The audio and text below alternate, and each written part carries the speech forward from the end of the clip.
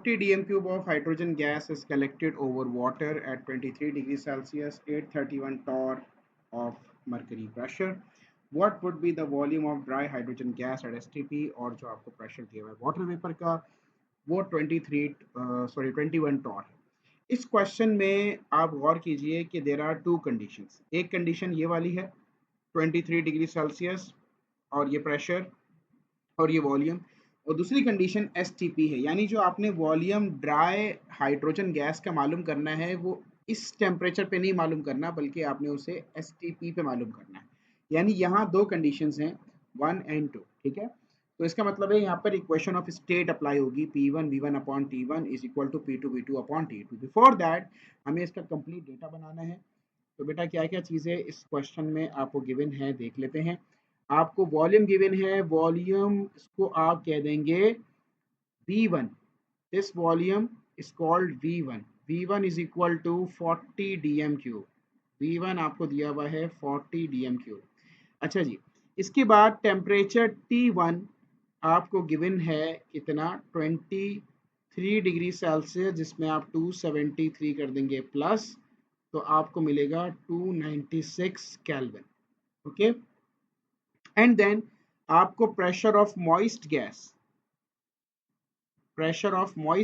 आपको गिवन है कितना, इट इज 831। ये बात आप लोग जानते हैं कि जब किसी गैस को हम वाटर पे से कलेक्ट करते हैं, कलेक्टेड ओवर वाटर, तो उस गैस में मॉइस्चर भी शामिल हो जाता है। तो pressure of moist gas, total pressure जिसमें मॉइस्चर भी शामिल है और ड्राई हाइड्रोजन गैस भी शामिल है, इन दोनों का मिला के टोटल 831 टॉर हमारे पास जो है वो प्रेशर है, ठीक है। और प्रेशर ऑफ वाटर वेपर जो इसके अंदर मौजूद है, प्रेशर ऑफ वाटर वेपर जो इसके अंदर मौजूद है, वाटर वेपर, उसका प्रेशर है 21 टॉर। तो बेटा आप इन दोनों को सब्ट्रैक्ट करवा दोगे, अगर अगर मैं जो टोटल प्रेशर है इसमें दो चीज़ों का प्रेशर है, हाइड्रोजन गैस का और वाटर वेपर का। तो अगर मैं इसमें से टोटल प्रेशर में से वाटर वेपर के प्रेशर को माइनस कर दूंगा तो मेरे पास आ जाएगा हाइड्रोजन का, ड्राई हाइड्रोजन गैस का प्रेशर, उसको मैं P1 कह सकता हूँ। तो यहाँ पर pressure of dry hydrogen gas, hydrogen उसको मैं कह दूंगा P1, वो बराबर हो जाएगा P मॉइस्ट, जो मॉइस्ट गैस का प्रेशर है, माइनस P वाटर वेपर का जो प्रेशर है, इसको आप सब्ट्रैक्ट कर देंगे। तो इस तरह से आपके पास P1 भी आ जाएगा। आपने डेटा में ही जो डाल्टन्स लॉ के का फॉर्मूला है वो आपने यहाँ पर इम्प्लीमेंट कर लिया, और मॉइस्ट गैस का जो प्रेशर है वो 831 टॉर है, इसमें से आपने माइनस किया 21 टॉर को। जब सब्ट्रैक्ट करेंगे तो 810 टॉर हमारे पास आ जाएगा pressure P1. Now we will convert this pressure into atmosphere. So P1 will be equal to 810 divided by 760। जब इसको आप डिवाइड बाय 760 करेंगे तो आपको ये मिल जाएगा 1.065 एटमॉस्फेयर। तो आपके पास P1 भी आ गया। तो नाउ यू कैन सी हमारे पास V1 भी है, हमारे पास T1 भी है, और हमारे पास P1 भी है, ठीक है जी। इसके अलावा at S T P, at S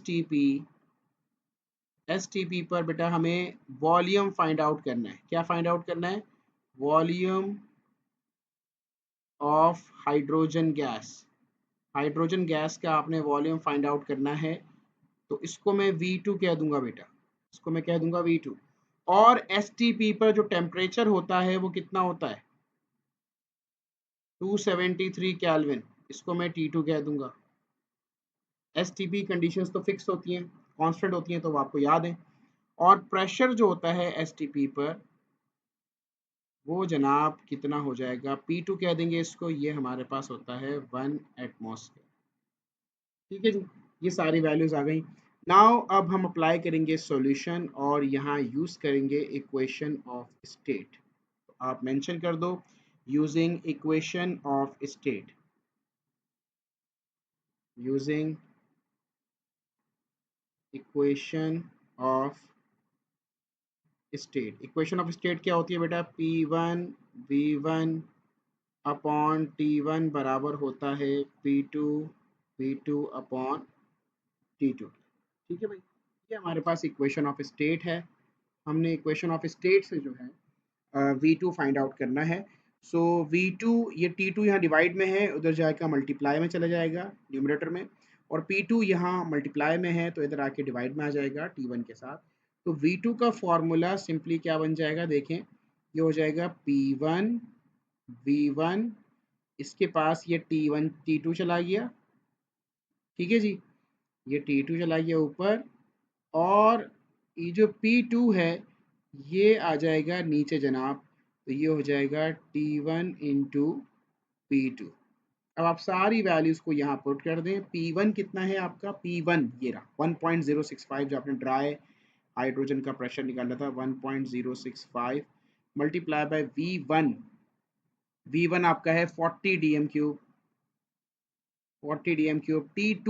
T2 temperature जो कि STP पे है 273 kelvin, divided by T1। T1 temperature कौन सा है जो आपको गिवन था 296 kelvin, multiply by P2। P2 pressure है एटमॉस्फेरिक प्रेशर जो कि 1 है। बेटा आप इन सारी वैल्यूज़ को सॉल्व करेंगे, आपको आंसर मिलेगा 39.289 decimetre cube. This is the volume of dry hydrogen gas at STP.